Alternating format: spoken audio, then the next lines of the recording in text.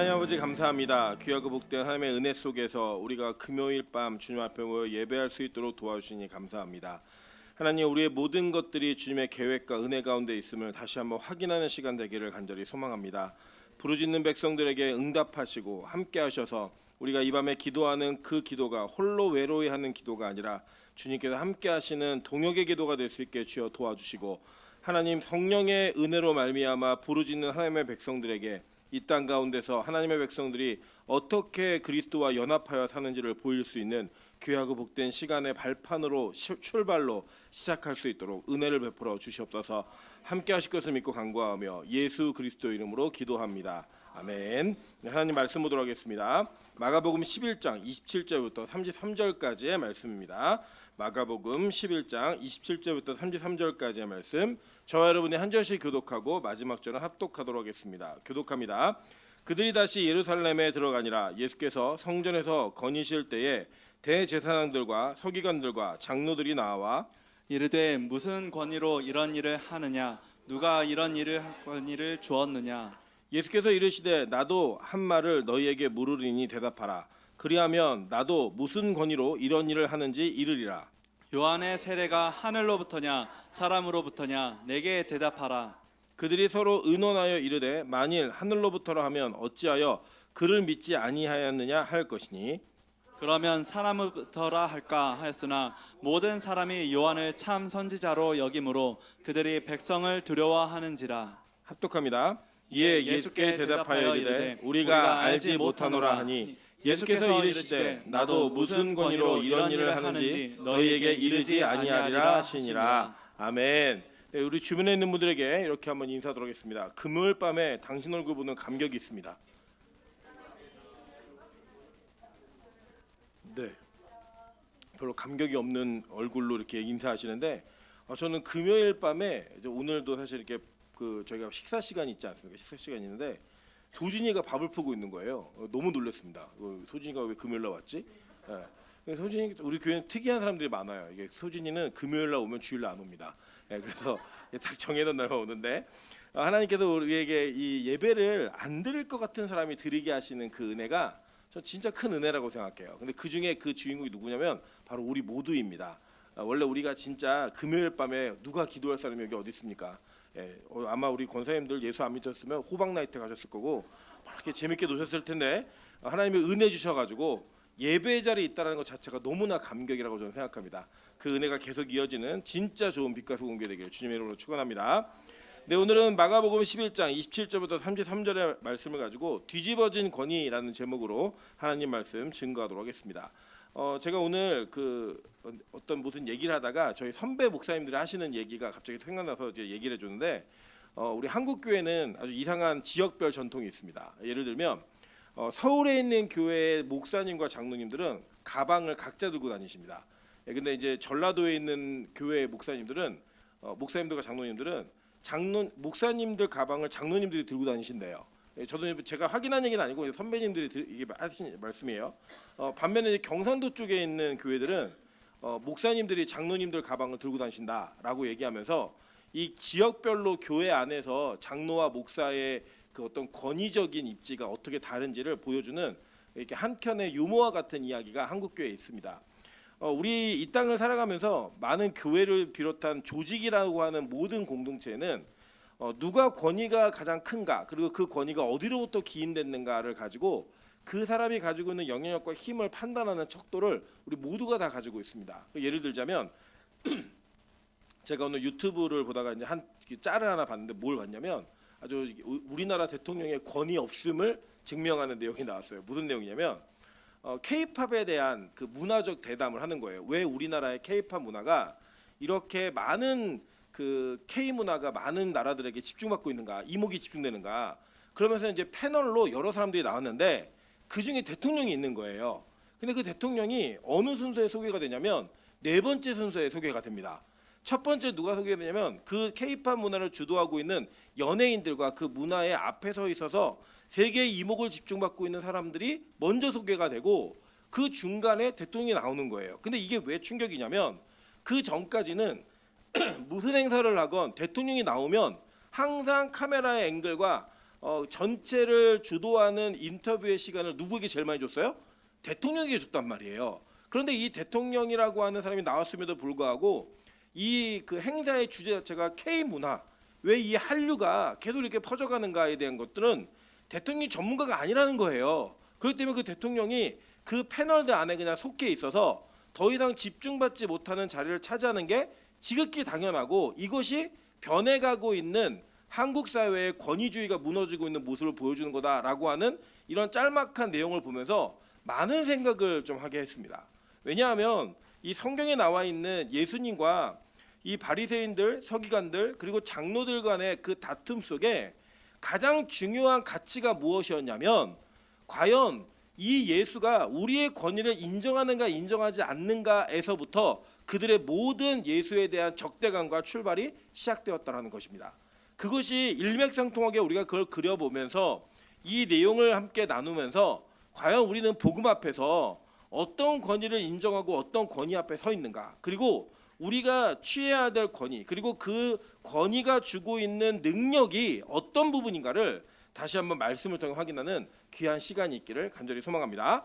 자, 먼저는 이런 거예요. 그 전에 예수님께서 이 땅에 오셨을 때 예수님은 목수의 아들로 오셨습니다. 물론 이제 왕족이긴 했지만 그 왕족이라고 하는 것 자체가 중요해진 나라가 아니었어요. 왜냐하면 이미 망했고 망한 왕족이었기 때문에 존중의 의미는 있었지만 그들을 두려워하거나 무서워하거나 이런 개념은 전혀 없었던 시대였습니다. 단지 예수가 어떤 사람이었는가, 그리고 그의 출신이 어디였는가가 가장 중요한 그 사람을 판단하는 가치였던 거예요.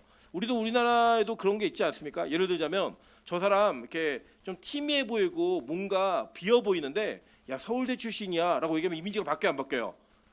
확 바뀌잖아요. 그죠? 안 바뀌세요, 여러분? 평소에는 좀 멍청해 보였는데 갑자기 저 사람 서울대 출신이야. 우리 이미지가 확 바뀐다라는 거, 이런 부분들이 주는 어떤 권위적인 부분이 있잖아요.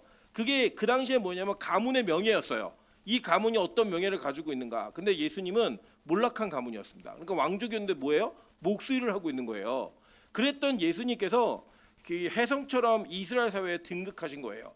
이 등극하신 그 집중과 많은 사람들의 그 추종은 기존의 권위, 기득권자들에게 큰 두려움을 줄 수밖에 없었습니다. 그리고 원래는 이 사두개인들과 바리새인들은 원래 사이가 진짜 안 좋았어요. 안 좋았는데 공동의 적이 나타난 거예요. 예를 들면 우리가 민주당, 국민의힘 막 더불어 싸우잖아요. 근데 만약에 갑자기 일본하고 전쟁이 났다. 그럼 어떤 일이 벌어질까요? 거기서 싸움을 할까요? 그 싸움하면 정말 나쁜 사람들입니다. 진짜 그런 전쟁이 일어나면 우리는 어떻게 해야 돼요? 하나가 될 수밖에 없다는 거예요. 예를 들면 이거 그 예화예요. 그냥 제가 최대웅 권사님을 많이 싫어하는데 최대웅 권사님이 나갔더니 저기 옆에 있는 영복교회 아주머니한테 맞고 있는 거예요. 제가 어떻게 할까요? 같이 때릴까요? 가서? 그럼 안 되죠. 그때는 일단 최대웅 권사님 편을 들어야죠. 그럼 그게 맞는 거잖아요. 그죠? 그래서 이제 어떤 일이 벌어졌냐면 예수님의 등장으로 기존의 바리새인들과 서기관들이 사이가 안 좋았는데 이들이 하나가 되었습니다. 그래서 예수님을 따라다니면서 바리새인들과 서기관들이 사두개인들과 이 장로들이 연합한 것은 뭐냐면 예수가 우리의 기득권과 권위를 인정하는가 인정하지 않느냐, 이걸 가지고 많은 질문과 많은 핍박을 준비했던 그 내용들이 성경에는 도처에 기록이 되어 있다는 거예요. 그럼 도대체 예수님은 어떤 권위가 있었는가, 그 내용들을 한번 살펴보도록 하겠습니다. 마가복음 1장 21절부터 28절이에요. 그들이 가버나움에 들어가니라. 예수께서 곧 안식일에 회당에 들어가 가르치심에 뭇사람이 그의 교훈에 놀라니 이는 그가 가르치시는 것이 권위 있는 자와 같고 서기관들과 같지 아니함일러라. 마침 그들의 회당에서 더러운 귀신 들린 사람이 있어 소리질러 이르되 나사렛 예수여, 우리가 당신과 무슨 상관이 있나이까? 우리를 멸하러 왔나이까? 나는 당신이 누구인 줄 아노니 하나님의 거룩한 자니이다. 예수께서 꾸짖어 이르시되 잠잠하고 그 사람에게서 나오라 하시니 더러운 귀신이 그 사람에게 경련을 일으키고 큰 소리를 지르며 나오는지라. 다 놀라 서로 물어 이르되 이는 어찌미냐? 권위 있는 새 교훈이로다. 더러운 귀신들에게 명한즉 순종하는도다 하더라. 예수의 소문이 곧 온 갈릴리 사방에 퍼지더라라고 얘기했어요. 자, 먼저는 그들은 예수님의 가르치심에 놀랐습니다. 예수의 가르치심 자체가 기존에 자신들이 배우던 율법의 틀과는 전혀 다른 차원의 이야기들이 계속 선포되었기 때문에 그들은 예수의 구약을 신약적으로 해석하는 그 해석에 놀라움을 금하지 못했습니다. 와, 이거는 내가 예전에 배웠던 것과 전혀 다른 말씀인데, 이런 말씀의 권위가 있었고, 동시에 예수께서는 영적 권위가 있으셨어요. 그리고 어떤 권위가 있었냐면 악한 영을 명령하면 그 악한 영이 뭐였어요?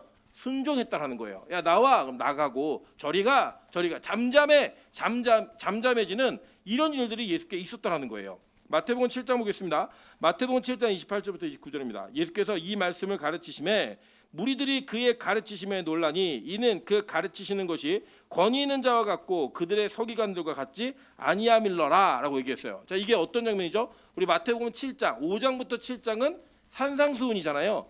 예수님이 처음으로 설교하신 내용이 기록되는 내용입니다. 근데 거기 있는 기록되는 내용을 보면 팔복을 가르치시고 구약의 1계명부터 5계명까지는 해설이 있었죠. 그리고 6계명부터 10계명까지 해설이 없었단 말이에요. 근데 이 6계명부터 마지막 10계명까지를 예수님께서 해설을 해주셨단 말입니다. 그러니까 그 해설이 없었던 율법의 내용을 예수 그리스도의 해석을 듣고 나서 그 군중들이 뭐라고 느꼈냐면, 우와, 이 가르치심은 권위 있는 자의 가르침과 같다라고 얘기했단 말이에요. 그리고 그 기존에 가르치던 서기관들과는 전혀 다른 차원의 말씀들이 가르쳐졌다는 겁니다. 그 권위는 어떤 권위였냐면 이전에 느껴보지 못했던, 그리고 이전에 경험하지 못했던 그런 권위가 나타났다는 겁니다. 여러분 한번 볼게요. 실제로 어떤 일이 있었는가? 마가복음 2장 5절부터 12절입니다. 예수께서 그들의 믿음을 보시고 중풍병자에게 이르시되 작은 자야 내 죄사함을 받았느니라 하시니 어떤 서기관들이 거기 앉아서 마음에 생각하기를 이 사람이 어찌 이렇게 말하는가? 신성모독이로다. 오직 하나님 한 분 외에 누가 능히 죄를 사하겠느냐? 그들이 속으로 이렇게 생각하는 줄을 예수께서 곧 중심에 아시고 이르시되 어찌하여 이것을 마음에 생각하느냐? 중풍병자에게 내 죄사함을 받았느냐라 하는 말과 일어나 내 상을 가지고 걸어가라 하는 말 중에서 어느 것이 쉽겠느냐? 그러나 내가 땅에서 죄사하는 권세가 있는 줄을 너희로 알게 하려 하노라 하시고 중풍병자에게 말씀하시되 내가 내게 이르노니 일어나 내 상을 가지고 집으로 가라 하시니 그가 일어나 그 상을 가지고 모든 사람 앞에서 나가거늘 그들이 다 놀라 하나님께 영광을 돌리며 이르되 우리가 이런 일을 도무지 보지 못하였다 하더라. 이거 얘기했습니다. 예수님은 어떤 권위까지 있었냐면 병을 고치는 권위. 병자에게 야 너 일어나 나가라고 얘기하니까 중풍병자가 일어나는 일이 있었어요. 여러분 이게 보시면 이제 많은 학자들이 예수님이 이렇게 이게 뭐가 어렵겠니라고 뭐가 쉽겠느냐라고 물어본 것 중에 뭐가 쉽다라고 얘기하는 걸 막 문법적으로 해석하고 막 순서를 막 분석합니다. 근데 그럴 필요 없어요, 여러분. 가끔은요 단순하게 읽으시면 압니다. 예를 들면 여러분 한번 생각해 보세요. 제가 여기서 이 물병을 드는 거 갖고 놀라실 분 없잖아요. 근데 이 물병을 새끼손가락 하나 드는 거예요. 그러면 몇몇 분들은 놀라실 거예요. 야, 새끼손가락으로 저 물병을 드네. 여러분 그렇게 이해하실 수도 있죠. 근데 만약에 제가 예를 들어서 새끼손가락으로 강대상을 들면 여러분 어떤 일이 벌어질 것 같습니까? 우와 막 박수 치실 거예요. 막 그죠? 그러니까 이 반응을 보면 돼요. 예수님이 야 너 죄사함 받았어 라고 얘기했더니 많은 사람들이 속으로만 신성모독 같은데 저렇게 말하면 안 되는 거 아니야? 이렇게 얘기했단 말이에요. 그런데 예수님이 내가 중풍병자를 못 일으킬 것 같아? 일어나 너희들이 볼 때는 그게 말이 더 쉬운 것 같지? 죄사함 받았다는 말이 쉬울 것 같지? 근데 내가 이걸 먼저 한 것은 내가 죄사하는 권세도 있게 하려고 한 거야. 보여주려고 한 거야. 그러면서 병자를 고치시죠. 그런데 그들이 다 놀라서 영광을 돌렸단 말이에요. 그러니까 이 장면을 보시면 예수님의 권위는 그 가르침뿐만 아니라 영적으로 그리고 심지어는 병의 지배, 이 모든 인간의 생사화복을 지배하고 있는 모든 영역에 걸쳐서 예수의 권위가 나타나기 시작했다는 거예요. 여러분 더 놀라운 권위가 뭔지 아십니까? 요한복음 5장 24절부터 29절이에요.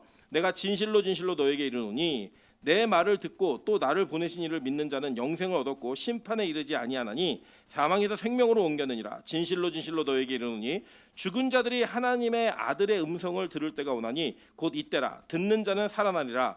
아버지께서 자기 속에 생명이 있음 같이 아들에게도 생명을 주어 그 속에 있게 하셨고 또 인자됨으로 말미암아 심판하는 권한을 주셨느니라. 이를 놀랍게 여기지 말라. 무덤 속에 있는 자가 다 그의 음성을 들을 때가 오나니 선한 일을 행하는 자는 생명의 부활로 악한 일을 행한 자는 심판의 부활로 나오리라. 자, 예수님이 어떤 말씀하셨냐면 이렇게 말씀하신 거예요. 저희 아내가 너무 빠르다고 이걸 갖고 나왔는데 제가 이제 급해가지고 뒤에 좀 많아가지고요. 급해갖고 이제 옛날 습성이 나오는 것 같아요. 다시 천천히 하도록 하겠습니다.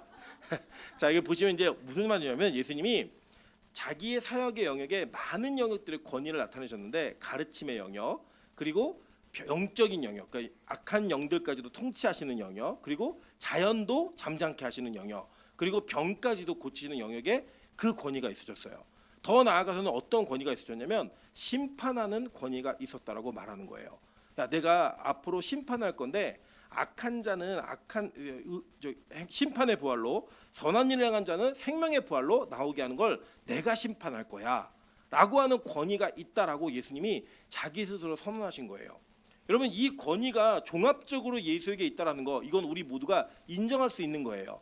근데 이것이 제일 힘든 사람이 누구냐면요, 바로 누구냐, 바로 이것을 인정하기 힘든 사람이 바로 기존의 권위를 가지고 있다고 생각했던 권위자들이었습니다.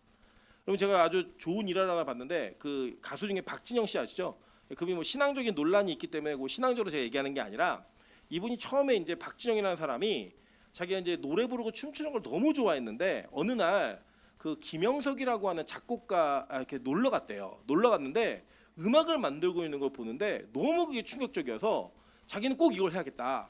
그래서 붙어가지고 그냥 처음 본 사람인데 나 이거 좀 가르쳐 달라고 얘기했더니 그냥 가르쳐 주더래요, 공짜로. 그래서 그거를 그냥 매일 출근하지 그 집에 살면서 막 배웠대요. 그거를 막 배우니까 주변에서 많은 사람들이 그 김영석이라는 작곡가한테, 야, 우리가 보니까 저 박진영이라는 애가 재능이 있는 것 같은데 쟤한테 그거 가르쳐줘서 너 넘어가면 안 되니까 이제 그만 가르쳐 라고 얘기했더니 이 사람이 뭐라고 하면 난 더 열심히 하면 되잖아 이러면서 계속 그냥 가르쳐줬다는 거예요. 그래서 실제로 어떤 일이 벌어졌냐면, 이 김영석 씨가 우리나라의 저작권 1위였습니다. 저작권료를 받는 1위였는데 어느 날 박진영 씨가 1위가 된 거예요. 그리고 김영석 씨가 2위로 물러난 거예요. 그때 이 김영석 씨가 박진영 씨한테 이렇게 얘기했다는 겁니다. 야, 그래도 내가 언젠간 2위가 될 거였는데 이 나를 밀어낸 사람이 내 제자여서 난 너무 좋다 이렇게 얘기한 거예요. 그리고 이게 그냥 세상 속에 있는 일화이지만 우리가 그런 마음과 태도를 갖는 게 얼마나 어려운지 우리 다 공감하실 거예요. 내가 1위라고 하는 그 자리를 지키는 거, 기존에 있던 권위를 지키는 게 내 생명보다도 중요하다고 여기는 사람들이 너무나 많습니다. 그리고 많은 연예인들이 막 인기가 떨어지면 자살을 하고 그 공황을 견디지 못해 막 정신분열과 우울증에 시달리는 이유가 뭐예요? 나의 권위가 사라졌다라고 하는 것 때문에 느끼는 그 어려움과 안타까움이 있더라는 거예요. 근데 이 바리새인들, 서기관들, 그들이 가지고 있었던 권위가 예수에 의해서 자꾸 약화되고 밀려나니까 어떤 일이 생겼느냐? 그들은 예수를 대적하기 시작하는 거예요. 그리고 그 마음 가운데 그 예수를 대적하고자 하는 그 마음과 생각이 그들에게 온전한 하나를 이루게 만들어서 예수를 죽이고자 하는 자리까지 가게 되었다는 겁니다. 그래서 도대체 그들이 지키고 싶었던 그 간절했던 예수조차 거부했던 권위가 어떤 것이었냐? 성경은 이렇게 얘기해요. 마태복음 23장 2절부터 12절입니다. 서기관들과 바리새인들이 모세의 자리에 앉았으니 그러므로 누구든지 그들이 말하는 바는 행하고 지키되 그들이 하는 행위는 본받지 말라. 그들은 말만 하고 행하지 아니하며 또 무거운 짐을 묶어 사람의 어깨에 지우되 자기는 이것을 한 손가락으로도 움직이려 하지 아니하며 그들의 모든 행위를 사람에게 보이고자 하나니 곧 그 경문띠를 넓게 하며 옷수를 길게 하고 잔치의 윗자리와 회당의 높은 자리와 시장에서 문안받는 것과 사람에게 랍비라 칭함을 받는 것을 좋아하느니라. 그러나 너희는 랍비라 칭함을 받지 말라. 너희 선생은 하나요 너희는 다 형제니라. 땅에 있는 자를 아버지라 하지 말라. 너희 아버지는 한 분이시니 곧 하늘에 계신 이시니라. 또한 지도자라 칭함을 받지 말라. 너희의 지도자는 한 분이시니 곧 그리스도시니라. 너희 중에 큰 자는 너희를 섬기는 자가 되어야 하리라. 누구든지 자기를 높이는 자는 낮아지고 누구든지 자기를 낮추는 자는 높아지리라 라고 얘기했어요. 그러니까 그들이 지키고 싶었던 권위가 뭔지 아세요? 경문띠를 넓게 하고 옷수를 길게 하고 잔치의 윗자리와 회당의 높은 자리와 시장에서 문안받는 것, 그리고 사람들에게 랍비라고 칭함받고 지도자라고 칭함받는 그 권위를 유지하고 싶어서 복음을 거절했다는 거예요. 이거 충격적이지 않습니까? 우리가 알고 있는 예수라고 하는 그 그리스도의 가치를 조금만이라도 이해한다면 과연 이것과 그것을 바꿀까라는 우리 의구심이 있지만 진짜 그랬던 시기에 그랬던 모습들을 성경은 그대로 기록하고 있다는 거예요. 여러분, 이게 뭔지 아세요? 경문띠를 넓게 하면 옷수를 길게 하는 것은요, 내가 얼마나 율법을 잘 지키고 있는지를 증명하는 외적 표시였습니다. 그러니까 지금 우리로 얘기하면 직분이 목사, 권사, 장로, 전도사 이런 직분을 달고 있는 것, 그것이 어떤 직분인가? 안수집사에서 서리집사에서 안수집사로, 안수집사에서 장로로, 그리고 또 목사로, 전도사에서 강도사로, 강도사에서 목사로 가는 그것 증명하는 것이 바로 이것과 같은 거였어요. 그래서 이 담임 목사는 부교육자 위에 군림하면서 담임 목사가 지나가는 자리에서 부교육자들은 숨도 제대로 쉬지 못하는 그런 모습을 보는 게 그게 권위라고 생각했다고요. 제가 예전에 일전에 뭐 교회 이름 얘기하지 않겠지만 어떤 교회가 비전이 있어 보여서 지원을 했습니다. 거기에 면접 보러 갔는데 그 면접 본께서 면접을 보려고 기다리고 있는 시기에 갑자기 담임 목사님 입장하십니다. 그랬더니요. 막 부교육자들이 책상에 일하다가 막 나오더니 이열로 딱 도열을 하는 거예요. 그러더니 담임 목사님이 딱 엘리베이터가 열리는데 거기 딱 걸어 나오시니까 안녕하십니까? 그리고 90도로 딱 인사하면서 저보고 일어나는 거. 저는 그게 교육자도 아닌데 제가 그리고 가만히 앉아 있었더니 일어나래요. 그래서 저는 전도사니까 그때 강도사였군요. 일어났습니다. 일어나가지고 그냥 인사를 하는데 뻘쭘하게 인사를 했는데 제가 그 교회에서 면접을 보고 나와서 우리 교회로 왔으면 좋겠다고 얘기하는데 거절했습니다. 못 가겠다고. 왜 못 가겠다고 했냐? 나 거기 회사 같아서 못 가겠다고. 그 한마디가 끊었습니다. 그래서 제가 좀 버릇없는 걸 했죠. 왜냐면 그분도 이제 어쨌든 좋은 마음으로 선택을 해주셨는데 제가 못 다니겠더라고. 그런 교회는. 왜 그러냐면 저는 뭐가 싫었냐면 아니 거기에 회사도 아니고 회장님도 아니고 막 오신다 그러니까 이열로 딱 도열해갖고 문 열리자마자 90도 인사를 하는 모습이 저 이게 교회인가? 라는 그 충격을 좀 받게 했어요. 진짜. 이게 교회인가 공장인가 회사인가 여러 가지 고민하게 만들었던 그런 경험이 저에게 있습니다. 실제로 그런 일들이 그들이 예수를 거절했던 이유였다는 거예요. 뭐냐면 그 자리를 우리 대신 예수가 차지할까 봐. 우리가 누렸던 기득권을 예수가 가져갈까 봐 그 예수를 거절하는 그 모습으로 그들은 자기들의 가지고 있는 신념과 신학적 지식과 성경에 대한 지식을 다 통틀어서 예수를 죽여야겠다라고 결정한 거예요. 그럼 잘 보세요. 마가복음 7장 6절부터 9절에 이렇게 얘기합니다. 이르시되 이사야가 너희 외식하는 자에 대하여 잘 예언하였도다. 기록하였을 때 이 백성이 입술로는 나를 공경하되 마음은 내게서 멀도다. 사람의 계명으로 교훈을 삼아 가르치니 나를 헛되이 경배하는도다 하였느니라. 너희가 하나님의 계명은 버리고 사람의 전통은 지키느니라. 또 이르시되 너희가 너희 전통을 지키려고 하나님의 계명은 잘 저버리는도다라고 얘기했어요. 여러분 이 교회가 가지고 있는 전통, 교회가 가지고 있는 문화 이거 너무나 중요합니다. 그 가치를 저는 절대 무시하지 않지만 그 전통과 문화가 성경적이라고 하는 분명한 근거가 있어야만 하고 그것이 성경과 모순되는 이야기라면 우리가 100년을 지켰던 200년을 지켰던 없애는 게 맞다라는 거예요. 최근에 30, 40대가 왜 교회를 떠나고 있는가라고 하는 칼럼을 제가 읽은 적이 있는데 그 목사님이 쓰신 글의 내용은 그거예요. 이 목사님이 목회하시는 교회에 약 200명의 성도 중에 80%가 30, 40대입니다. 근데 나머지를 제외하고는 그 30, 40대 제외하고는 이제 다 몇 명의 어른들 아이들이 있는 거죠. 그 아이들이 있는데 그 내용을 쭉 읽어보니까 내용이 뭐냐면 이거예요. 기존의 교회가 아주 전통적인 방식의 의사결정 구조를 가지고 있다 보니까 헌신하는 세대는 30, 40대가 제일 많이 헌신하는데 교회에 대한 결정권을 주지 않았다는 거예요. 교회는 대부분 다 나이 드신 분들이 결정을 하고 그 나이 드신 분들이 결정하는 것을 그냥 순종을 해야만 하는 구도를 만들어 놓으니까 이들이 느끼는 답답함이 뭐냐면 교회가 자신들이 가지고 있는 헌신과 신앙에 모든 것을 다 열정을 투자하기에는 좋은 토양이 아니라는 결정으로 교회를 떠난다라는 이야기를 썼습니다. 뭐 그 얘기가 좀 다 옳다라고 생각하지 않지만 우리가 귀담아 들을 필요가 있다라고 생각합니다. 예를 들자면 저희 노예 어르신들이 듣는 거 아니니까 노예를 가면 저희가 180명 정도의 목회들이 있고 출석하시는 분들은 140분 정도가 오세요. 저희 원로 목사님도 잘 안 오시는데 140분 오시는데 이분들이 노예 안에서 나누어지는 회의 그리고 안건들을 쭉 보면 미래 사회, 그러니까 즉 미래 세대에 대한 고민, 중고등부에 대한 고민, 주일학교에 대한 고민 없습니다. 그냥 기존에 있는 교회가 어떻게 그 권위를 유지해야 될 것인가에 대한 관심은 있으신데 그에 따른 그 아이들 다음 세대가 어떻게 준비되어야 되고 교회가 어떻게 변화해야 되는가에 대한 고민은 찾아보기가 힘듭니다. 왜냐하면 그 내용들을 나누시는 분들이 대부분이 다 이제 은퇴를 앞두신 분들이 주로 발언권이 있고 힘이 있다 보니까 그게 잘 안 되더라는 거예요. 저는 오늘 여러분에게 어떤 나이 드신 분들이 그런 권위를 내려놔야 된다라는 차원에서 이런 말씀을 드리는 게 아닙니다. 이 권위는요. 저는 30, 40대가 또 기성세대가 되면 또 그 권위를 가질 수밖에 없다고 생각합니다. 예를 들면 예전에 그 시어머니들이 그 며느리들에게 집안의 주도권을 넘겨주는 행사가 있었잖아요. 그게 뭐예요? 광의 쇳대를 넘겨줄 때 그때 드디어 안방마님이 바뀌는 그런 일들이 벌어졌던 것처럼 그 바뀌어지는 역사 속의 반복은 우리로 하여금 복음을 온전하게 이해하지 못하게 만들고 그 복음을 우리가 온전하게 받아들이지 못하게 만드는 큰 장애가 될 수 있는 요소가 너무나 많다라는 거예요. 자, 보세요. 로마서 10장 2절부터 3절에 이렇게 얘기했습니다. 내가 증언하노니 그들이 하나님께 열심히 있으나 올바른 지식을 따른 것이 아니니라. 하나님의 의를 모르고 자기의 의를 세우려고 힘써 하나님의 의에 복종하지 아니하였느니라 라고 얘기합니다. 자, 그 결과가 뭐냐면요, 이런 거예요. 교회가 가지고 있는 권위와 그리고 그 권위가 상실되지 않기 위해서 우리는 우리가 가지고 있는 교제의 영역과 우리가 포용할 수 있는 영혼들에 대한 영역이 너무나 협소하게 바뀌어졌다는 거예요.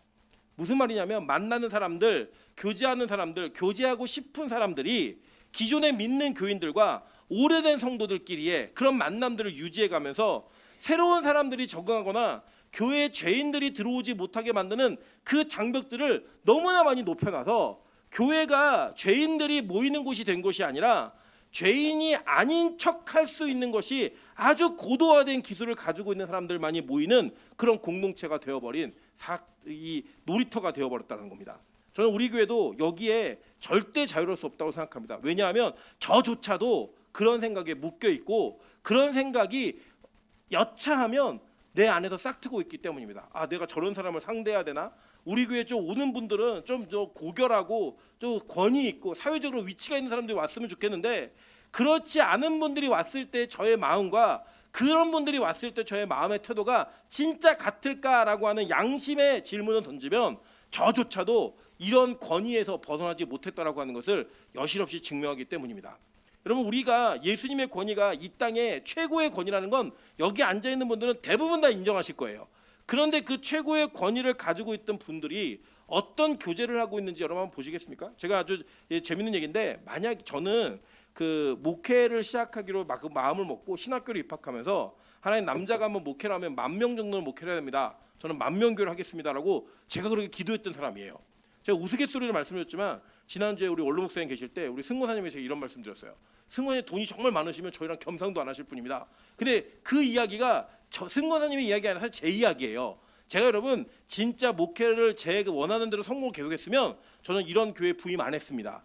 그런데 하나님께서 저와 우리 모두의 상황들을 그렇게 만들지 않으셨다라는 거예요. 이유가 뭐냐면 예수님이 이 땅에 오셔서 무슨 일을 하셨는지를 정확히 보이셨고 그 예수의 삶을 살아가기를 원하셨기 때문에 우리에게 허락하신 환경이 우리가 기대했던 것과는 전혀 다른 방향으로 흘러갔다는 겁니다. 한번 볼까요? 마태복음 21장 28절부터 32절입니다. 그러나 너희 생각에는 어떠하냐? 어떤 사람들에게 두 아들이 있었는데 맏아들에게 가서 이르되 오늘 포도원에 가서 일하라 하니 대답하여 이르되 아버지 가겠나이다 하더니 가지 아니하고 둘째 아들에게 가서 또 그와 같이 말하니 대답하여 이르되 실소이다 하였다가 그 후에 뉘우치고 갔으니 그 둘 중에 누가 아버지의 뜻대로 하였느냐? 여러분 이 비유 많이 들으셨죠? 근데 이 비유가 어느 비유에 나오는 거냐면요, 오늘 읽은 여러분의 본문 마가복음 11장 27절부터 33절까지가 병행 구절인데 마태복음 21장에 나옵니다. 그리고 똑같은 이야기가 나오고 그 뒤에 붙어있는 비유가 바로 21장 28절부터 이야기인 오늘 이 이야기인 거예요. 예수님이 이거를 설교하실 때 설명 비유를 가르치실 때 어떤 여정을 거치시냐면 예루살렘에 입성을 하세요. 그 입성을 하시고 성전에 들어가다가 호산나 호산나 막 이런 찬양을 받죠. 찬양을 받으시고 들어가서 그 성전에 들어가다가 열매 맺지 못한 무화과나무를 저주하시고 성전에 들어가서 성전을 깨끗하게 만드시는 일을 한 번 더 하세요. 뭐 이게 2번이다, 1번이다, 뭐 여러 가지 이야기가 있지만 어쨌든 과정으로는 성전을 깨끗하게 만드시는 일을 하시는 거예요. 그래서 뭐냐면 성전 청결 사건이라고 보통 얘기하시는데 우리가 알고 있는 것처럼 성전 폐쇄 사건이었어요. 야, 이거 끝내. 이제는 내가 성전이야. 그 나오시면서 무화과나무가 저주받은 무화과나무가 이게 완전히 말라 비틀어진 걸 봤단 말이에요. 그러니까 어떤 그 자유주의학자는 예수님이 십자가에 대한 그 압박감과 공포 때문에 히스테리를 부렸다 막 얘기하는데 그런 게 아닙니다. 예수님이 어떤 분이신지를 정확히 보여주시면서 그 권위에 대한 가르침을 하기 위해 이 모든 일을 하신 거예요. 그랬더니 오늘 이 바리새인들, 서기관들, 장로들이 모여서 야, 너 무슨 권위로 이런 일을 하는 거야? 라고 질문하는 거예요. 그래서 예수님께서 그럼 내가 하나 물어볼게. 너희들 요한이 무슨 권위가 있다고 생각해? 라고 얘기했더니 이게 우리가 요한은 하늘로부터 온 권위가 있는 사람이라고 인정을 하면 요한의 말을 안 들었잖아요. 그러니까 이들은 그렇게 말하면 우리가 안 될 것 같으니까 그리고 요한은 땅의 권위가 있는 사람이야. 그냥 이 세상 사람이야 라고 말해버리면 많은 사람들이 요한을 선지자로 인식하고 있는데 그거를 우리가 부정해버리면 사람들이 우리를 공격할까 봐 어떻게 할 바를 모르다가 우리는 잘 모르겠어 라고 얘기한 거예요. 그러니까 예수님이 니네가 모르면 나도 안 알려줄 거야 라고 얘기하시면서 그들이 왜 말하지 못하는지에 대한 것들을 스스로 깨닫게 만드시는 그 장면 속에 예수님이 지금 이 말씀하시는 거예요. 니들은 지금 첫째 아들과 같은 사람들이야. 너네 장남으로서 권위가 있고 모든 책임이 있어. 그래서 하나님 말씀하실 때 우리 하겠습니다 라고 말을 해놓고 결국에는 순종하지 않았어. 반면에 둘째들, 즉 낙오된 자들이 완전히 볼 때는 근데 그 둘째에게 너 가서 일해라 그랬더니 나 싫어요 안 가요 라고 얘기했다가 그래 내가 그러면 안 되지 라고 회개하고 다시 갔다는 거예요. 그랬더니 누가 아버지의 뜻대로 행한 사람이냐 이렇게 물으시는 거예요. 그래서 이게 누구예요? 당연히 둘째 아들이잖아요. 근데 그 둘째 아들이 누군지 예수님이 말씀해 주시는 거예요. 한번 볼까요? 예수께서 그들에게 이르시되 내가 진실로 너에게 이르노니 세리들과 창녀들이 너희보다 먼저 하나님의 나라에 들어가리라. 요한이 의의 도로 너희에게 왔거늘 너희는 그를 믿지 아니하였을 때 세리와 창녀는 믿었으며 너희는 이것을 보고도 끝내 뉘우쳐 믿지 아니하였도다. 완전 못을 찍어버리는 거, 못을 박아버리는 거예요. 뭐냐? 너희들은 첫째 아들이야. 요한이 와서 하나님의 의를 전했는데 니들 권위를 지키냐고 그거 안 들었어. 너희들은 권위만 유지했지 거기에 순종하지 않았어. 그런데 세리와 창기들은 원래 하나님의 명령을 거절했던 애들이야. 그런데 그들이 요한의 말을 듣고 세례를 받고 회개의 자리로 나오더라는 거예요. 누가 진짜 아버지의 뜻대로 행한 자들이니? 라고 물으시면서 그 최고의 권위를 지니고 있는 예수가 그 바리새인들과 권위를 가지고 있었던 자들과 손을 잡은 게 아니라 죄인들과 이 세리들과 창기들의 손을 잡더라는 거예요. 여러분 잘 보세요. 마태복음 9장 10절부터 13절에 이렇게 말하고 있습니다. 예수께서 마태의 집에서 앉아 음식을 잡수실 때 많은 세리와 죄인들이 와서 예수와 그의 제자들과 함께 앉았더니 바리새인들이 보고 그의 제자들에게 이르되 어찌하여 너희 선생은 세리와 죄인들과 함께 잡수시느냐. 예수께서 들으시고 이르시되 건강한 자에게는 의사가 쓸데없고 병든 자에게야 쓸데있느니라. 너희는 가서 내가 긍휼을 원하고 제사를 원하지 아니하노라 하신 뜻이 무엇인지 배우라. 나는 의인을 부르러 온 것이 아니요 죄인을 부르러 왔노라 하시니라. 여러분 예수님이 이 땅에 오셔서 하신 일이 뭐냐면 죄인들과 밥 드셨다는 거예요. 밥 먹으면서 그 죄인들이 여전히 죄인인 것을 얘기하셨다는 겁니다. 우리 이게 배우셨잖아요. 마태가 세리였잖아요. 세리였던 마태 주변에 다 누구였겠어요? 친구들이 다 세리들이었겠죠. 그런데 그 세리였던 마태의 집에 예수님이 가셔서 밥을 드신다고 하는 거는 초청해서 같이 밥 먹는 사람이 누구예요? 다 세리들인 거예요. 그래서 여기 뭐냐면 세리들의 모임이에요. 세리들의 모임. 여러분 이 세리들에게 그러니까 세리를 사위로 삼는 사람을 그 시대에는요 배교했다라고 얘기했어요. 사위로 삼는 사람을. 그래서 세리는 법정에서 증언할 자격이 주어지지 않았습니다. 세리는 다 거짓말장이라는 거예요. 그 정도의 취급을 받았던 자들이 다 모여 있는데 거기에 예수님이 가셨어요. 여러분 한번 생각해 보세요. 그 예수님이 그 자리에 가셨을 때 그들이 세리라는 것을 사람들이 알았을까요? 몰랐을까요? 다 알았죠. 이건 되게 큰 사건이라고요. 왜냐? 유대인들은 누구와 밥을 먹느냐가 자기가 어디에 속해 있는가를 증명한 하나의 자기 삶의 문화의 표출 형태였다고요. 그러니까 누구와 밥을 먹는가가 얼마나 중요한 사건이었냐면 내가 그들과 하나이고 내가 그들과 한 무리라고 하는 것을 증명해내는 거였다고요. 그런데 이 세리들이 예수님과 밥 먹는 게 얼마나 큰 기회였겠어요. 야, 우리 맨날 우리를 무시하는 사람은 없지만 우리를 뒤에서 다 멸시하고 우리를 다 인정하지 않는 거 다 알잖아요. 그런데 그들을 누가 찾아오신 거예요? 예수님이 찾아오신 거예요. 그때 당대 인기 스타가 찾아온 거예요. 그 예수님과 밥을 먹을 수 있다는 거. 자기들 죄인인 걸 다 알아요. 다 아는데 그 죄인과 함께 식사를 나누고 있는 그분이 죄의 문제를 해결하는 거룩하신 분이라는 거예요. 자기들에게 너무나 큰 감격이죠. 여러분 이 장면을요 이 바리새인들이 막 수근거리는 거예요. 저 죄인하고 밥을 먹네. 밥 먹는 게 아니라 그 안에서 어떤 마음이 진짜냐면 죄인하고 밥을 처먹고 앉아있네 이거라고요. 절대 밥을 함께 먹을 수 없는 자들과 밥을 먹는 그 모습을 보면서 예수님이 이 장면을 많은 사람들이 볼 수 있게 공개해 버리셨어요. 여러분 이거 되게 중요한 사실입니다. 뭐냐면 이런 거예요. 만약에 예수님이 이 죄인들의 인격을 존중했으면 세리들의 인격을 존중했으면 야 문 닫아 누가 왔는지 모르게 우리끼리 조용히 밥 먹자라고 얘기한 게 맞다고요. 근데 예수님이 이거를 공개적으로 완전히 오픈하셨어요. 모두가 다 볼 수 있도록. 그러니까 예수님이 가지고 있는 권위로서는 자기의 위치로는 할 수 없는 일인데 그를 하시는 거예요. 이유가 뭐냐면요, 여러분 이런 거예요. 예수님은 제가 느끼기에는 그래요. 예수님이 왜 이런 일을 하셨냐면 예수님은 자기가 밥 먹는 상대가 세리라고 하는 게 별로 큰 문제가 아니었던 거예요. 중요한 문제가 아니었던 거예요. 많은 사람들이 볼 때는 세리랑 밥을 먹어? 이게 너무나 중요한 문제예요. 우리의 권위가 무너지는 일인데 어떻게 저런 쓰레기 같은 놈들과 같이 밥을 먹지? 그래서 예수님에게는 그 세리와 함께 밥을 먹는 게 전혀 큰 문제가 아니었던 거예요. 왜냐하면 그거는 예수 안에서 다 해결된 문제니까. 예수 안에서 모두 해결된 문제이기 때문에 그게 전혀 문제가 없었던 겁니다. 여러분 심지어는요, 예수님이 누가 밥을 먹었냐? 여러분 창기들과 같이 밥을 식사를 하셨고요. 예수님이 그 당시에 악명 높았던 이 삭개오와도 함께 식사를 하십니다. 야, 내가 너네 집 가서 잘게. 그랬더니 사람들이 뭐라 하냐면, 야, 죄인의 집에 가서 자네? 얘기했다고요. 근데 여러분 공개적으로 하셨다니까 이 모든 것들을. 이유가 뭐냐면요, 이거 아무 문제 아니야. 너희들이 되게 큰 문제라고 생각하는 그게 나한테는 전혀 아무 문제가 아니야 라고 하는 그 예수 그리스도의 삶으로서의 선언이었다고요. 여러분 예를 들어 이런 게 있어요. 저는 개인적으로 우리가 살아가면서 이 땅에서 남에게 알려지면 안 되는 죄가 분명히 있다라고 생각을 합니다. 왜냐하면 그 죄 자체가 너무 악질이어서가 아니고요, 우리 인간이 너무 악한 이 정죄의 판단과 잣대를 가지고 있기 때문입니다. 예를 들어서 우리 교회의 어떤 지체가 교회 헌금을 훔치다가 걸렸어요. 그래서 여러분 그걸 저만 봤다고 치면 그걸 제가 공개하는 게 맞을까요? 안 맞을까요? 저는 그걸 공개하는 건 맞지 않다고 생각합니다. 저만 봤다면. 그 왜 공개하는 게 맞지 않느냐? 저는 그 죄가 큰 죄라고 생각하지 않습니다. 이미 우리가 헌금함에 있는 헌금통을 안 훔쳤을지 모르겠지만 하나님께 감동이 왔던 마음의 헌금을 우리는 많이 훔쳤어요. 그죠?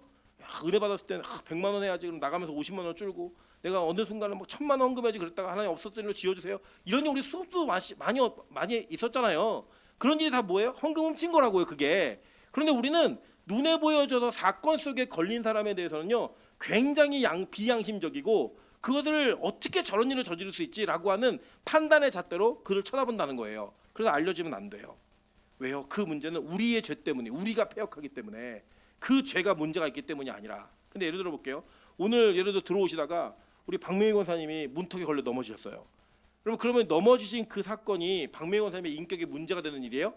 아니잖아요. 오늘 권사님이 너 들어오시다가 넘어지셨습니다. 그럼 우리 그걸 안타까워하고 어디 다치지 않았어? 라고 얘기해주는 아무것도 아닌 일이잖아요. 그죠? 저는 우리 빛가서공교회가 아무것도 아닌 일에 대한 죄의 수준이 더 높아지는, 죄의 수위가 높아지는 교회가 되길 소망합니다. 예를 들면 이승재 전사가 어떻게 돈을 훔쳤어 얘기해도 어떻게 기도해주자. 저희가 쫓아내가 아니고요, 어떻게 기도해주자. 사람이 그렇다 보면은 그 죄 때문에 얼마나 힘들겠어. 우리가 중보해줘야지. 말을 할 수 있는 교회의 길을 저는 소망한다는 거예요. 왜? 예수님이 그 일을 그렇게 하셨다니까요. 예수님은 창기들을 찾아가면서 야, 얘네 창기들 아니야 라고 말하지 않으셨어요. 내가 창기들과 함께 밥을 먹고 있고 내가 죄인들과 함께 밥을 먹고 있다라고 선언해 버리셨다고요. 볼까요? 마태복음 11장 16절부터 19절 이렇게 얘기합니다. 이 세대를 무엇으로 비유할까? 비유하건대 아이들이 장터에 앉아 제 동물을 불러 이르되 우리가 너희를 향하여 피리를 불어도 너희가 춤추지 않고 우리가 슬피 울어도 너희가 가슴을 치지 아니하였다 함과 같도다. 요한이 와서 먹지도 않고 마시지도 아니하매 그들이 말하기를 귀신이 들렸다 하더니 인자는 와서 먹고 마심에 말하기를 보라 먹기를 탐하고 포도주를 즐기는 사람이요 세리와 죄인의 친구로다 하니 지혜는 그 행할 일로 인하여 옳다함을 얻느니라. 내가 밥 먹은 사람들이 세리이고 죄인이라고 얘기했어요. 심지어는 예수님 스스로 내가 그들의 뭐라고 얘기했어요? 친구다라고 선언하셨다고요. 제가 어렸을 때 저희 어머니도 한번 말씀하신 적이 있는데 좋은 친구 사귀어라 이런 얘기 하셨어요. 예, 우리 다 아는 얘기죠. 부모님들이 보통 얘기할 때 그런 얘기 하시잖아요. 공부 잘하는 애랑 놀아 얘기를 하세요. 여러분 근데 한번 볼까요? 그러면 그 아이 입장에서는 제가 공부 못하는 애잖아요. 저보다 공부 잘하는 애랑 만나면 걔네 부모님 뭐라고 얘기하시겠어요? 야, 임철이랑 놀지 말아라 이렇게 얘기 안 하겠습니까? 우리는 그걸 생각하지 못하고 항상 내 자녀 기준으로 생각하는 거예요. 야, 좋은 애랑 놀아. 나보다 좋은 애를 만나 놀면 그럼 그 집 부모는 어떤 생각이 들겠어요? 야, 쟨 질이 안 좋으니까 쟤랑 놀지 마. 이렇게 얘기하는 게 맞잖아요. 우리 그리스도인 부모들은 그렇게 얘기하면 안 됩니다. 야, 너 필요한 아이에게 친구가 되어줘. 이게 맞는 거 아니에요? 야, 소외된 아이들에게 너 친구가 되어줘. 이게 맞는 이야기 아닙니까?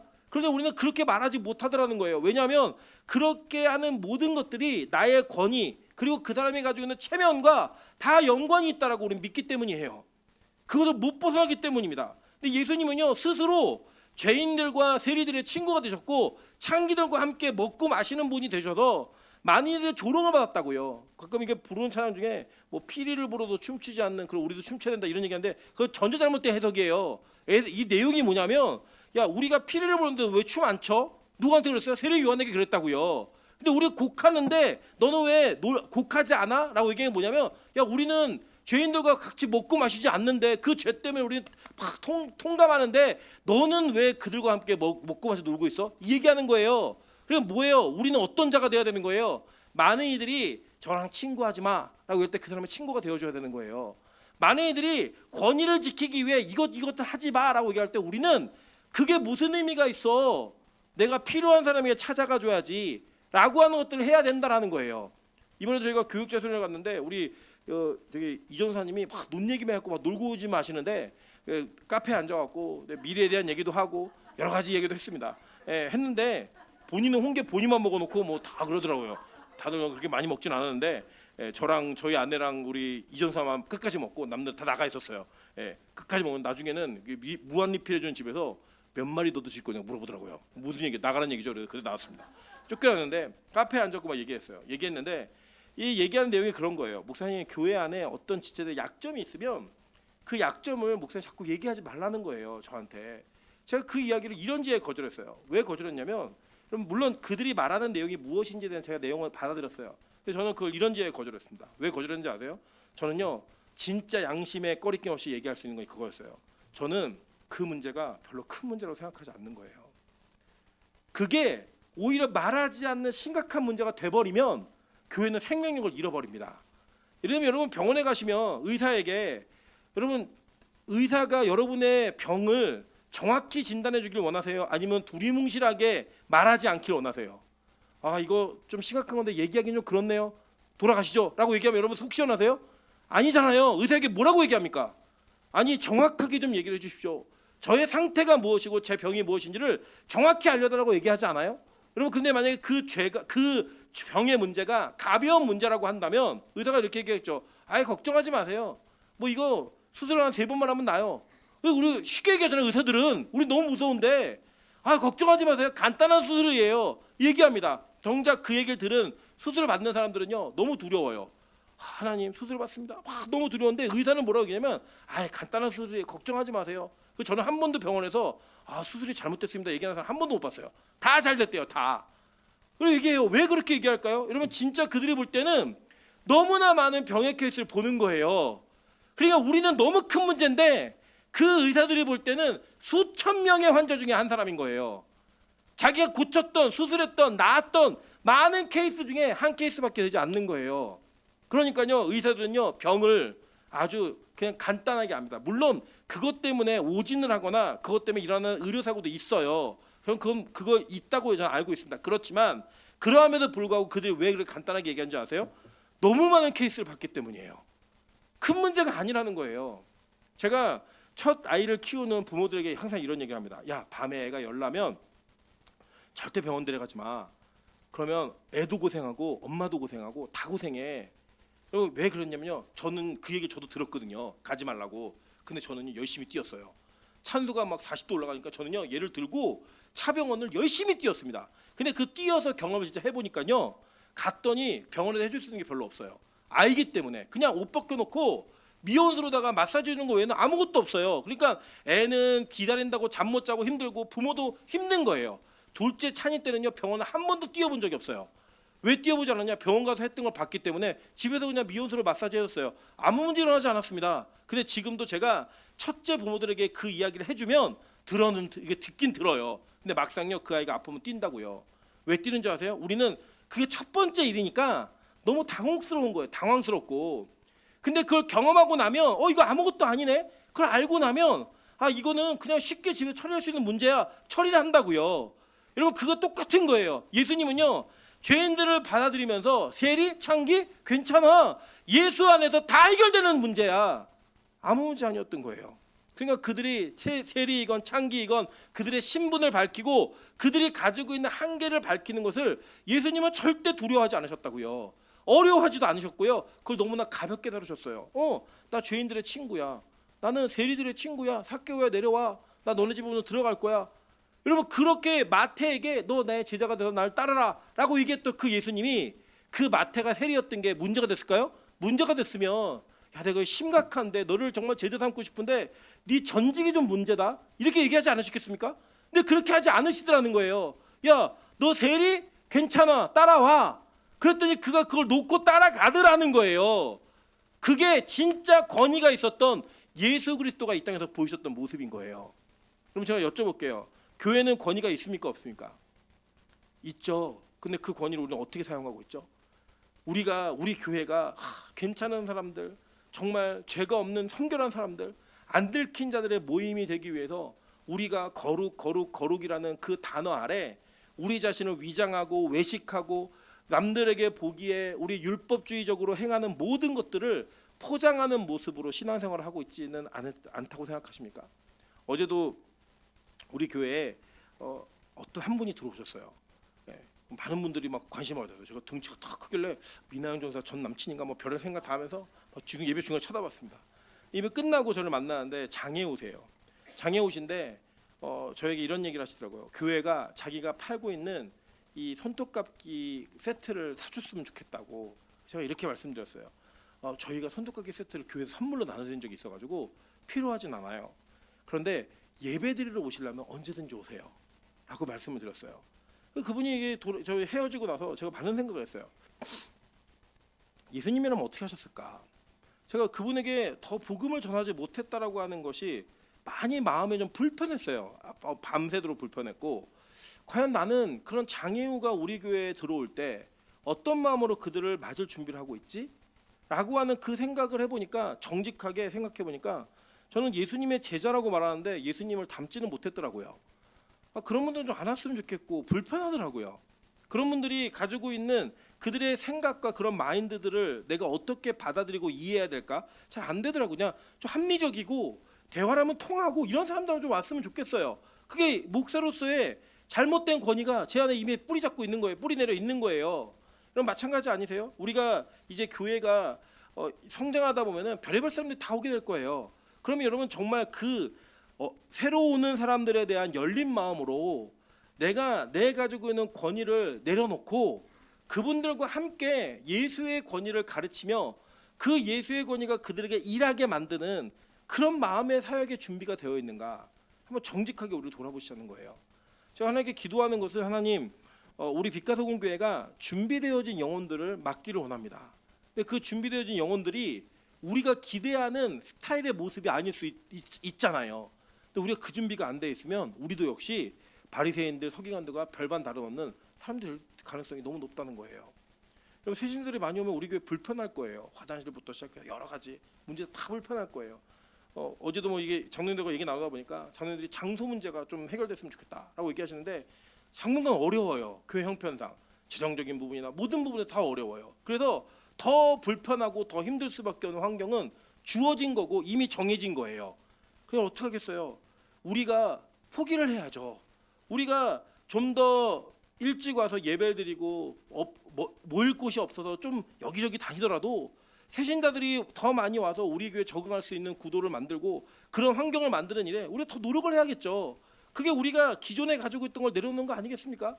예수님이 그렇게 사셨잖아요. 여러분 불편한 분들과 더 친하게 지낼 수 있는, 더 한 발 가까이 갈 수 있는 여유의 마음을 가져야지만 진짜 예수의 권위가 우리 안에 일하도록 만드는 그 영광을 우리를 통해, 교회를 통해 보일 수 있다는 거예요. 그럼 저는 그게 진짜 급선무일이라고 생각합니다. 왜냐하면요, 하나님께서는 우리 자신에게 권위를 주신 적이 없어요. 예수로 인해 우리에게 권위를 주신 거예요. 우리 자신이 가지고 있는 학벌, 위치, 재산, 나의 나이 이런 걸로 하나님 우리에게 주신 권위가 없다고요. 아까도 뭐라 그랬어요? 너희 선생 되지 말아라, 지도자 되지 말아라, 아버지 되지 말아라 라고 얘기했잖아요. 그게 지금 집에 가서 저를 낳아주신 아버지에게 이제부터 오늘부터 우리 아버지 아닙니다, 이거 얘기하는 게 아니잖아요. 남들에게 위에 서서 내가 이 땅의 권위로 많은 사람들을 징치하고 군림하는 이런 일들을 하지 말라는 거잖아요. 오직 그거를 하실 분은 누구라는 거예요? 예수 그리스도 한 분 외에는 없다는 거예요. 그래서 우리가 그것을 존중하고 그것을 받아들일 때 어떤 일이 벌어지냐? 낮아지는 권위가 있는 거예요. 뒤집어지는 권위. 내 걸 포기하고 섬기는, 낮아지는. 그래서 여러분, 저는 우리 교회는 그렇게까지 커지지 않을 건데 만나기 어려운 목사가 되지는 않으렵니다. 예. 저는 성도들과 함께 어울려 밥을 먹고 성도들과 함께 이렇게 쉽게 놀고 이렇게 접촉하는 이 일들을 포기하는 목사는 안 되렵니다. 가끔 저희 어머니가 항상 저한테 얘기하시는 건데, 너는 목사로서의 권위가 없는 애래요. 옷도 좀 제대로 입고 다니고, 머리도 좀 되게 단정하게 하고 뭐 하는 거예요. 제가 이제 그런 생각이 들었어요. 제가 만약에 정말 매일 양복을 입으면서 옷도 단정히 하고 머리 스타일도 단정히 하고 제가 들어오는 소진자매 교회 왔습니까? 라고 얘기하면 소진이가 우리 교회 다시 오고 싶을까요? 저는 그렇게 생각하지 않아요. 소진아, 오늘 구름 가다 몇 대 태우고 왔니? 뭐 이런 얘기하고, 오늘 뭐 왜 국산표 막 얘기하고, 그런 얘기를 하는 것이 너무나 자연스러운, 그 자연스러움 속에서 주일날은 오지 않는 소진이가 금요일에 올 수 있는 은혜가 있는 건 뭐냐면, 우리 교회 가면 우리 목사님은 내가 이렇게 구름 가자를 태우는 거를 전혀 이상하게 생각하지 않아 라고 생각하는 확신이 있기 때문에 온다고 믿어요. 여러분, 저는 앞으로도 그런 목사가 되고 싶어요. 저 목사님이 너무나 거룩하고 너무나 이렇게 막 위대해 보여가지고 가까이 갈 수 없는 그런 목사가 저는 정말 되고 싶지 않아요. 네. 저는 이번에 이제 여러분 중보기도를 제가 부탁을 드리면 우리 이윤 사모님과 우리 그 이승재 전사님이 이제 21일 금식을 하실 거예요. 네, 제가 시킨 거 아니에요. 뭐 강압적으로 해, 안 하면 쫓겨나 이렇게 한 거 아니에요. 본인들이 스스로 자신들이 자기를 부인하고 하나님께 자기를 드리고자 하는 한 번의 결단은 저는 있어야 된다고 생각을 했는데 본인들이 그걸 스스로 하겠다고 이야기를 했어요. 근데 이제 이윤 사모 입장에서는 남편이랑 같이 하는 게 부담스러운가 봐요. 그러니까 내가 먼저 할게 시작을 해요. 월요일부터 시작합니다. 그래서 이제 그걸 시작하는 거죠. 제가 그러면서 21일에 또 이게 여러분이 보시기에는 그걸 잘하는 목사잖아요. 잘하는 게 어디 있어요? 그냥 죽도록 참는 거예요. 그냥 잘하다 보니까 참는 것처럼 이게 참다 보니까 잘한 것처럼 보이는데 아니에요. 제가요, 권위적인 입장으로 뭘 막 얘기하지 않았어요. 뭐라고 했냐면, 정말 너무 힘들어, 죽고 싶어, 막 그거 하면은 막 정말 죽을 것 같아. 근데 죽기를 각오하니까 하나님이 견디게 하시는 힘을 주시더라. 고비고비가 있다. 뭐 이렇게 목사는 그 정도는 충분히 해, 이렇게 얘기하지 않았어요. 저는 너무 힘들고 막 그게 끝까지 해내야 돼. 안 그러면 나한테 옮겨붙어 막 이런 얘기 막 별의별 막 생각 다 들고 막 이런 여러 가지 일들이 있어요. 저는요, 제가 그 금식을 했기 때문에 여러분에게 권위 있는 목사라고 한 번도 생각해 본 적이 없습니다. 저는 얼마나 제가 안 깨지고 제가 얼마나 강팍하면 하나님이 저에게 그런 요구를 수없이 많이 하실까라고 하는 그 자체가 저에게는 저 자신의 부끄러움의 고백이지, 제가 여러분의 못했던 21일 금식을 저는 뭐 4번 5번 했습니다 이렇게 얘기하지 않아요. 앞으로도 그럴 거고요. 저는 우리 두 분이 이 과정을 잘 통과하고 나서 정말 하나님 앞에 더 겸손한 종이 되길 원합니다. 막 동기들한테 야 21일 금식 안 하면 그게 목사야 막 이런 얘기 하고 그런 게 아니라, 진짜 이게 나의 권위가 아니라 내가 할 수 없는 자인데 하나님이 나로 하여금 이 일을 하게 하셨으니 우리 모두가 할 수 있어 라고 말할 수 있는 은혜가 있기를 저는 진짜 소망합니다. 그럼 그건요, 우리가 하는 게 아니기 때문이에요. 하나님이 하시는 거기 때문이에요. 여러분, 혹시 여러분이 어려운 자들을 돕고 소외된 자들을 도우면서 여러분이 그렇게 희생하고 헌신하는 것들이 여러분의 권위가 되어 있지는 않으십니까? 그래서 그거 안 하는 사람들 비난하고 힐난하고 나는 하는데 왜 안 할까? 라는 생각이 있다면 여러분, 그건 여러분 스스로 권위주의자가 되어서 여러분 또 다른 바리새인이 되고 있다는 확실한 증거입니다. 내려놓으셔야 돼요. 남이 못하는 거 내가 해야지, 남이 희생하고 섬기지 못하는 거 내가 감당해야지 라고 말하는 그 마음만이 온전한 마음이라고 저는 믿습니다. 왜냐하면요, 그 모든 의의가 예수 그리스도의 의로 말미암아 이루어진 의이기 때문에 절대 우리가 자랑할 수 없기 때문입니다. 성경은 이렇게 얘기했어요. 로마서 3장 21절부터 22절입니다. 이제는 율법 외에 하나님의 한 의가 나타났으니 율법과 선지자들에게 증거를 받은 것이라. 곧 예수 그리스도를 믿음으로 말미암아 모든 믿는 자에게 미치는 하나님의 의니 차별이 없느니라. 이게 믿으셔야 돼요. 내가 20일을 금식했다, 내가 목사다, 장로다, 권사다, 이게 우리의 의의를 증명해내지 않는다고요. 오직 우리가 예수 믿는 자다라고 하는 그 사실 하나로 우리의 의의가 세워졌기 때문에 창기든 세리든 이전에 무슨 잘못을 저질렀든 지금 무슨 잘못을 저지르고 있든 그가 예수를 붙드는 그 믿음이 있으면 우리는 그 예수를 믿는 의 안에서 차별 없는 의를 가진 자들이라고요. 여러분, 저는요 이 고백이 참 감격이 있었습니다. 한번 볼까요? 마태복음 10장 1절부터 4절입니다. 예수께서 그의 12제자를 부르사 더러운 귀신들을 쫓아내며 모든 병과 모든 약한 것을 고치는 권능을 주시니라.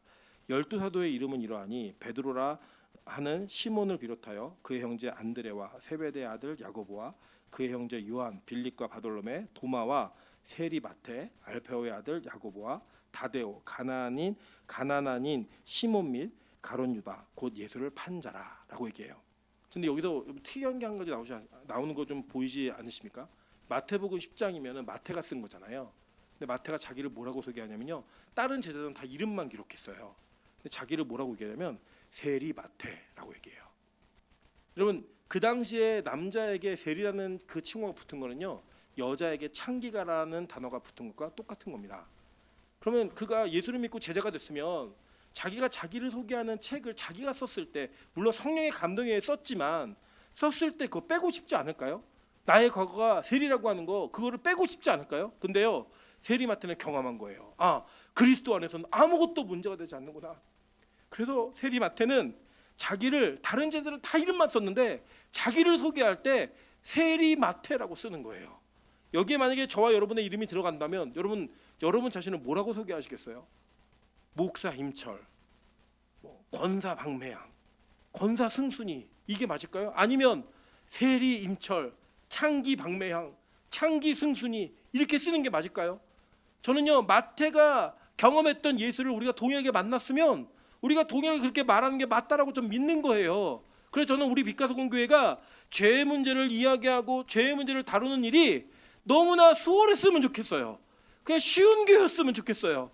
야, 누가 무슨 죄를 졌다더라 수근수근 되는 게 아니라, 야, 그거 아무것도 아니야. 그 예수 안에 있으면 다 해결되는 문제야. 그 예수 안에 있으면 그냥 하나님이 다 해결해 주시는 문제야. 이 확신을 가졌으면 좋겠다는 거예요. 바울이 자신을 이렇게 소개합니다. 디모데전서 1장 15절부터 16절입니다. 믿보다 모든 사람이 받을 만한 이 말이요, 그리스도 예수께서 죄인을 구원하시려고 세상에 임하셨도다 하였도다. 죄인 중에 내가 괴손이라. 그러나 내가 긍휼을 입은 까닭은 예수 그리스도께서 내가 먼저 일체 오래 참으심을 보이사 후에 주를 믿어 영생을 얻는 자들에게 본이 되게 하려 하심이라. 바울이 이렇게 고백합니다. 내가 죄인 중에 괴수야. 나 쓰레기 중에 쓰레기야. 근데 왜 내가 이렇게 사용받는 줄 알아? 나 때문에 많은 사람들이 자신을 포기하지 않고 그 죄의 자리에서 예수를 믿는 자에게도 소망이 있다는 본이 되게 하려고 나를 이렇게 세우신 거야. 그래서 저는요, 강대상에서 제가 쓰레기라고 얘기하는 거를 전혀 서슴없고 두려워하지 않습니다. 이유가 뭐냐면 저도 목사가 되었는데요. 가끔씩 우리 부교육자들이나 주변에 있는 형제 자매들이 자신의 죄악의 문제와 열등감으로 인해, 자기가 가지고 있는 핸디캡으로 인해 저한테 그 한계를 얘기할 때가 있어요. 근데 저는요, 진짜 아무렇지도 않습니다. 왜냐하면 그들이 얘기하는 모든 죄악보다 제가 지은 죄가 훨씬 크기 때문에 저를 사용하시는 하나님이시라면 그에게도 동일한 소망이 있다고 믿기 때문이에요. 그래서 제가 진짜 목사가 돼가고 있는, 그리고 목사가 되고 있는 과정 중에 꼭 필요했던 것이 무엇이냐면, 제가 사람으로서의 권위를 세우지 않고 그 모든 권위가 무너진 이후에 죄인으로서 예수를 붙드는 권위를 가졌을 때 제가 진짜 목사가 되고 있는 것 같습니다. 그 무슨 얘기냐면요, 죄를 많이 져보니까요, 목사가 되고 있는 것 같아요. 그 죄의 문제가 해결되는 경험을 하고 나니까요, 목사가 되고 있는 것 같아요. 여러분, 저는 우리 빛가서 공교회 좀 그런 게 되었으면 좋겠습니다. 전과자가 와도, 살인자가 와도, 정말 우리가 말처럼 도둑질하는 사람이 들켜도, 무슨 배신과 죄악을 저지르고 갔던 사람이 다시 돌아오더라도 아무 일 없었던 것처럼 그냥 받아줄 수 있는, 그러나 그 받아준 그 사람이 예수를 만나 진짜 변화되어지는 그 은혜를 볼 수 있다면 진짜 우리 교회가 진짜 빛과 소금 같은 교회가 되지 않겠습니까? 여러분, 지금 한국교회는 죄짓지 않는 의인을 만드는 교회가 되어버렸습니다. 죄를 짓는 목사, 죄를 지은 장로, 죄를 지은 권사가 살아남을 수 없는 교회 풍토를 만들어버렸습니다. 누가 제일 좋아하는 걸까요? 마귀가 제일 좋아하는 그런 풍토 아니겠습니까? 성경은요 오히려 죄인들 보고 오라고 했고 예수님이 죄인 때문에 이 땅에 오셨다고 얘기했는데 죄인이 없는 교회를 만드는 게 목표인 교회들이 너무나 많아 보입니다. 죄인이 없는 성도를 만드는 목사들이 너무나 그 목표를 가진 목사들이 너무나 많아 보입니다. 저는 우리 교회는 그렇게 하지 않겠습니다. 우리 교회는요 정말 우리 자신이 얼마나 큰 죄인지를 깨닫고 고백할 수 있는 그런 목사, 그리고 우리가 정말 쓰레기 같은 인간이라는 걸 반드시 직면하고 고백해낼 수 있는 권사 장로가 있는 교회를 만들고 싶습니다. 그런 교회가 되었을 때 이 교회는 진짜 복음을 전하는 교회가 될 겁니다. 그리고 진짜 복음 앞에 서는 교회가 될 거라고 전 믿습니다. 그런 교회가 될 수 있도록 함께 기도 자리에 나가시는 저 여러분 되시기를 주님으로 축원합니다. 같이 한번 찬양으로 기도하겠습니다. 다시 복음 앞에 내 영혼 선에. 여러분 우리가 복음 앞에 서는 것은 우리 자신이 얼마나 깨끗한 자인지를 증명하기 위해서 쓰는 게 아닙니다. 내가 얼마나 쓰레기 같은 죄인인 줄 알면서도 그 죄를 해결하시는 예수 그리스도의 권위가 있기 때문에 그 권위를 붙들려고 우린 예배하는 겁니다. 여러분 우리가 말씀을 전하고 찬양을 하고 기도를 하는 이 모든 일련의 과정들은 우리가 얼마나 깨끗한 인간인지를 증명하기 위해서 이렇게 예배하는 게 아닙니다. 우리가 얼마나 쓰레기 같은 인간인지를 증명하고 우리를 구원하신 하나님이시라면 당신도 구원할 수 있다는 것을 증명하기 위해 우리는 예배하고 기도하고 찬양하는 겁니다. 여러분 그것이 우리 교회 안에 상식이 되는 교회가 되길 원합니다.